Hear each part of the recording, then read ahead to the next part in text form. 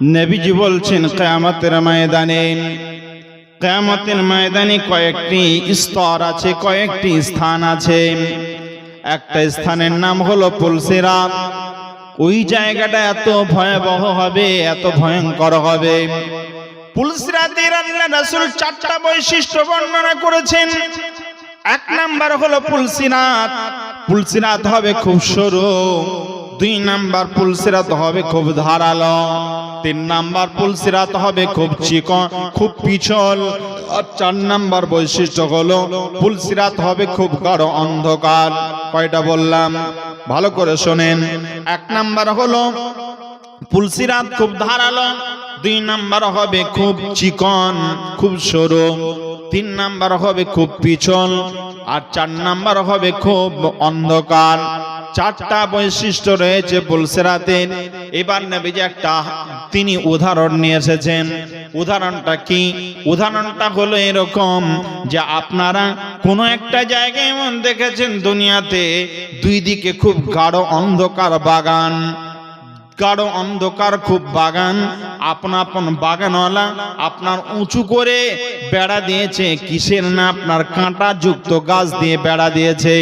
2 দিকে বেড়া দেওয়া আছে, আর পাশাপাশি 2 দিক বেড়া দেওয়া আছে, আর জায়গাটা খুব অন্ধকার জায়গা। একটা গাছের সঙ্গে আর একটা গাছের আপনার ডালের এমন ভাবে সামঞ্জস্য, আপনার একটার উপরে আর একটা লেগে গেছে। ওই জায়গাটা আমাবস্যা রাতে সরু রাস্তা, বর্ষার সময় জায়গায় জায়গায় ভাঙা আছে। একটা মানুষকে যদি বলা হয় এই রাস্তা আপনাকে পার হয়ে ওপারে যেতে হবে, ওই মানুষটা যেতে চাইলেও আপনার একবার ডানে গিয়ে বেড়াতে কাঁটাতে আটকে যাবে, আবার একবার বামে যাবে গিয়ে আটকে যাবে। লোকটা সিধা যেতে চাইলেও পারবে না, কারণ রাস্তা তো আপনার ভালো নয়। রাস্তাটা আছে কেমন? ওই রাস্তাটা আছে অন্ধকার, 2 দিকে আপনার কাঁটা যুক্ত গাছ, আর আপনার ওটা আছে ভাঙা পিছল রাস্তা। ওটা যেতে চাইলেও সহজে যেতে পারবে না। বিশ্বনবী বলছেন, শোনো, ওয়াইন্দা সিরাতি দা উদিয়া বাইনা ফি জাহারি জাহান্নাম। আমি আজকে এখানে রয়েছি, নেমেছি ধুলিয়ানের মাটিতে। যদি আপনার মালদা যেতে চাই তাহলে আমাকে ফারাক্কা ব্রিজ অতিক্রম করে যেতে হবে। আর ফারাক্কা ব্রিজ অতিক্রম যদি না করি তাহলে আমাকে এই ঘাট পার হয়ে ওপারে যেতে হবে। আর ওপার থেকে তখন আপনার গাড়ি রাস্তা ধরে আমাকে যেতে হবে। যে মূল্যে হোক না কেন আপনাকে এই ঘাট পার হতেই হবে, ব্রিজ পার হতেই হবে।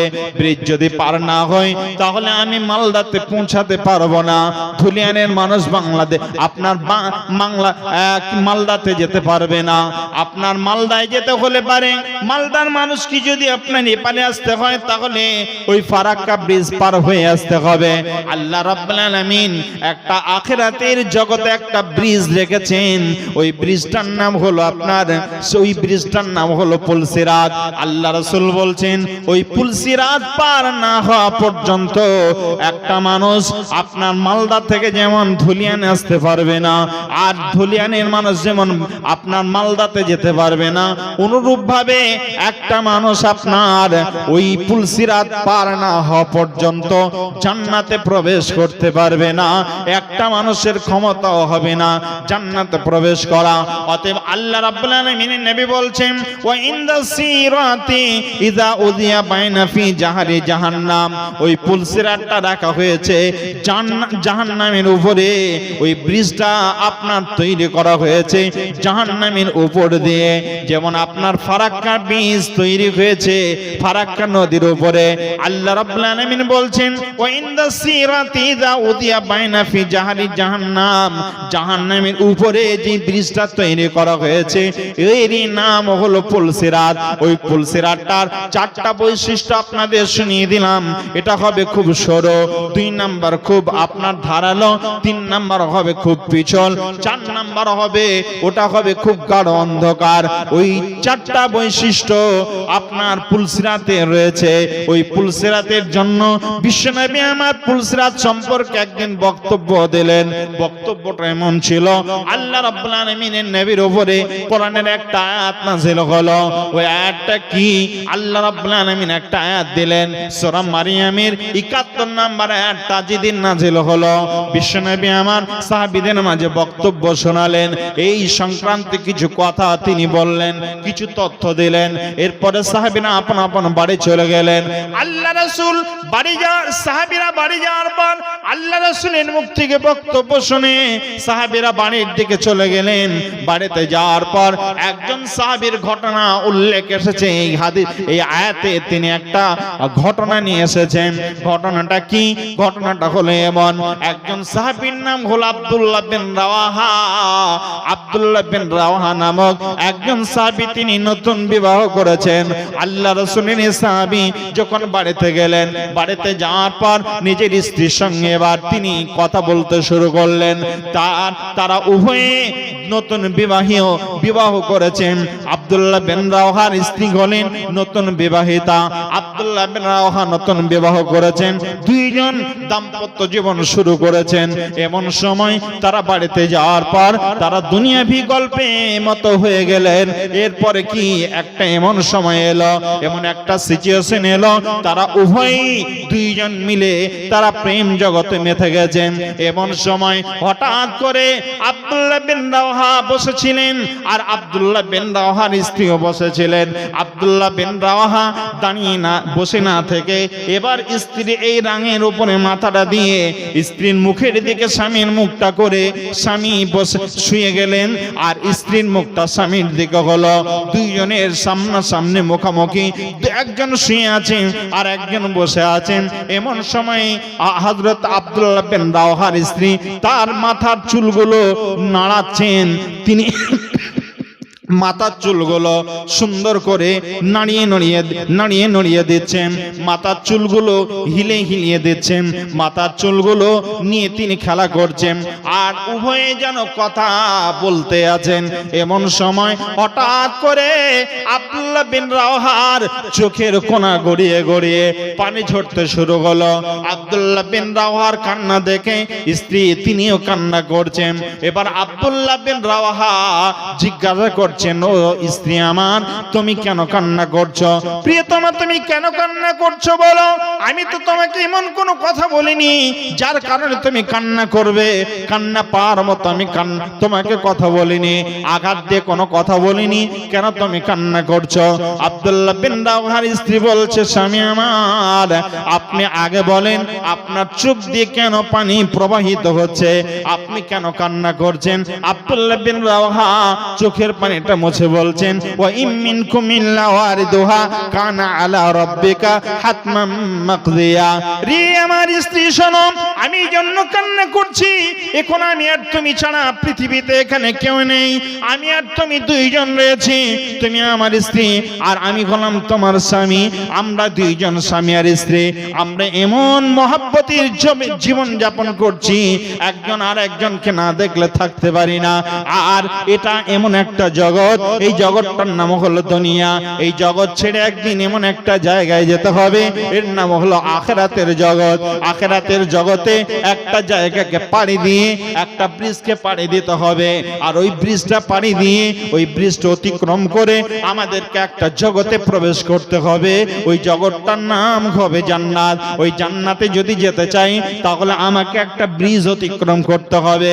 ওই ব্রিজটা অতিক্রম করার সময় আল্লাহ রাব্বুল আলামিন বলেছেন, ওই ব্রিজটা অতিক্রম করার সময় একটা মানুষ এমন থাকবে না যে মানুষটা হযরত আদম আলাইহিস সালামের যুগ থেকে শুরু করে আজ পর্যন্ত যত মানুষ এসেছিলেন আর আজ থেকে যত মানুষ কিয়ামত পর্যন্ত আসবেন, একটা মানুষ এমন থাকবে না যে মানুষটা আল্লাহ রাব্বুল আলামিনের সামনে ওই দিনে পুলসিরাত পার হওয়ার আগের মুহূর্তে আল্লাহ রাব্বুল আলামিনকে বলবেন, আল্লাহ আপনার পুলসিরাত আমি পার হব না, আপনার পুলসিরাত আমি পা দেব না। এমন একটা মানুষ সেই দিনে থাকবে না। ওয়া মা হুম আনহা বিগায়বিন, ওই দিন অনুপস্থিত ব্যক্তি একটাও থাকবে না, প্রত্যেককে ওই জায়গাটা পার হতে হবে। আল্লাহ রাব্বুল আলামিন বলেন, ওয়া ইম মিনকুম ইল্লা ওয়ারিদুহা কানা আলা রাব্বিকা হাতমান মাকদিয়া। আমি আল্লাহ প্রত্যেকটা মানুষের জন্য আমি অনিবার্য করে দিলাম, ওই জায়গাটা আমি আল্লাহ তাআলা প্রত্যেকটা মানুষের জন্য অনিবার্য করে দিলাম, ওই জায়গাটা পার হতেই হবে। হতেই হবে, হতেই হবে। ওই জায়গাটা পার হতেই হবে। এর নাম হলো পুলসিরাত। পুলসিরাত পার হতেই হবে। এবার নবীজি বলছেন একটা ভয়ঙ্কর কথা শোনেন। এর মধ্যে একটা কথা বলেছি, পুলসিরাতের 4টা বৈশিষ্ট্যের মধ্যে একটা বৈশিষ্ট্য কি? ওই জায়গাটা হবে খুব পিছল। কেমন পিছল? বাস্তবতায় দেখেন, আমরা তো সব সময় মোবাইল নিয়ে পড়ে থাকি, কথা ঠিক না ভুল? সবাই আমরা মোবাইল নিয়ে ব্যস্ত, মোবাইলের পাগল, মোবাইলের আশেক। রাসূলের আশেক নয়, মোবাইলের আশেক। তো মোবাইল নিয়ে আমরা যখন পড়ে থাকি, দেখবেন বাংলাদেশে একটা খেলা হয়, রাসেল ভাইয়ের বাম্পার খেলা, দেখেছেন না? বিভিন্নমুখী খেলা দেখায়। তার মধ্যে একটা খেলা দেখেছেন আপনারা সকলে। ওই খেলাটা এমন খেলা, দুই দিকে দুটো খুঁটি পোঁতা আছে মজবুত করে, আর একটা খুঁটির সাথে আর একটা খুঁটির সাথে এমন ভাবে একটা কলা গাছকে বেঁধে রেখেছে। ওই কলা গাছটা ভালো করে ছিলে, উপরের যে খোসাগুলো ওগুলো ছিলে দিয়ে, ভিতরকার যেটা পা রাখলে পারে পিছলে যাবে, এমন একটা পরিস্থিতি তৈরি করে তার উপরে সর্ষের তেল দিয়ে খুব ভালো করে মালিশ করে আবার কিছুটা ঢেলে দিচ্ছে। বলছে এপার থেকে ওপারে যে যেতে পারবে সেই হবে আজকের প্রতিযোগিতায় ফার্স্ট। দেখেছেন না? যে পা দেয় দু পা যায়, ধপ করে পড়ে যায়। যে যেতে যায় সে ধপ করে পড়ে যায়। কলা গাছটা সরু না মোটা? মোটা, মোটা কলা গাছ, তারপরে পা দেয় পড়ে যায়। কেন না? জায়গাটা স্লিপ, স্লিপের কারণে যেতে পারছে না। আর আল্লাহ তাআলার নবী বলছেন, আল্লাহ নিজে বলছেন, পুলসিরাত হবে খুব সরু এবং ধারালো, পিছল জায়গা। ওখানে পা রাখলে পারে পা সহজে দাঁড়িয়ে থাকবে না। সেই পুলসিরাত পার হওয়ার সময় কত কঠিন অবস্থা হবে, ওই পুলসিরাত পার তারাই হতে পারবে, যেহেতু ওটা খুব গাঢ় অন্ধকার জায়গা, খুব গাঢ় অন্ধকার জায়গা। কেন অন্ধকার? আর নিচে জাহান্নাম, জাহান্নামের আগুনের রং হলো কালো। এজন্য জাহান্নামের উপরে যেহেতু ওটা আছে, এজন্য ওই জায়গাটা খুব গাঢ় অন্ধকারে জায়গা। এমনকি সামনে কেউ থাকলেও দেখতে পাবে না, এমন একটা পরিস্থিতি। জাহান্নামের পাশে একজন চিৎকার করবে, আর পাশের মানুষটা চিৎকার শুনতে পাবে কিন্তু ব্যক্তিকে দেখতে পাবে না। এত গাঢ় অন্ধকার জায়গা। ওই গাঢ় অন্ধকার জায়গায় পার হতে গেলে পারে, অন্ধকার জায়গায় যদি কোনো মানুষ যেতে চায় তাহলে কি লাগবে? কি লাগবে? লাইট লাগবে। লাইট ছাড়া অন্ধকার কিন্তু দূর হবে না। যদি আমরা সবাই মিলে আমাবস্যা রাতে কিছু দেখতে পাচ্ছি না, এই আপনাদের এই মহল্লার মানুষ নয়, টোটাল আপনার ধুলিয়ান এলাকার মানুষ সবাই যদি আমরা লাঠি নিয়ে সবাই যদি রাস্তায় দাঁড়িয়ে যায়, অন্ধকার পালিয়ে যা, পালিয়ে যা, পালিয়ে যা, না হলে মারবো, অন্ধকার যাবে। যুবকরা যদি দাঁড়ায় তাহলে পালাবে নাকি? পালাবে না, পালাবে না। অন্ধকার তাড়াতে গেলে পারে একটা সরু একদম বয়স্ক মানুষ যদি একটা টর্চ মেরে দেয়, লাইট জ্বালিয়ে দেয়, যদি লাইটটার গতি থাকে, যেমন গতি থাকবে তেমনি ভাবে সে অন্ধকারকে ফাটিয়ে দেবে, দেখতে পাওয়া যাবে। কথা ঠিক না ভুল? ঠিক। এইভাবে আপনার গাঢ় অন্ধকার জায়গায় ওই পুলসিরাত পার হওয়ার সময়, অন্ধকার জায়গায় পার হওয়ার সময় আল্লাহ তাআলা নিজে বলছেন ওই জায়গায় কোনো মানুষ পার হতে পারবে না। ওই মানুষগুলো পার হতে পারবে যাদের কাছে লাইটের ব্যবস্থা থাকবে। এবার শোনেন লাইট কেমন ভাবে থাকবে। আল্লাহ বলছেন, বিসমিল্লাহির রহমানির রহিম, ইয়াওমা তারাল মুমিনিনা ওয়াল মুমিনাতি ইয়াসআ নূরুহুম বাইনা আইদিহিম ওয়া বিআইমানিহিম বুশরাকুমুল ইয়াওম। আল্লাহ রাব্বুল আলামিন বলেন, যে মানুষগুলো মুমিন হবে, মুমিন পুরুষ আর মুমিনাত নারী যারা হবে, মুমিন পুরুষ নারী যারা হবে, ওই মানুষগুলোই কেবলমাত্র ওই জায়গাতে লাইট পাবে। অন্ধকার জায়গাটায় তারা লাইট পাবে, আলো পাবে, জ্যোতি পাবে।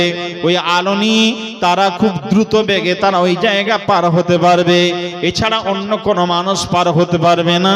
ওই জায়গাটার নাম হলো পুলসিরাত। পুলসিরাত খুব গাঢ় অন্ধকার, ওই জায়গা পার হতে গেলে প্রত্যেকটা মানুষকে আপনার ওই অন্ধকার জায়গা পার হতে গেলে পারে প্রত্যেকটা মানুষকে লাইটের প্রয়োজন হবে।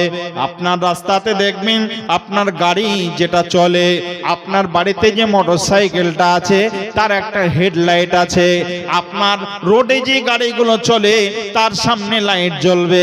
আল্লাহ রাব্বুল আলামিন বলছেন পুলসিরাত পার হওয়ার সময় আল্লাহ তাআলা হেডলাইটের ব্যবস্থা করে দেবেন।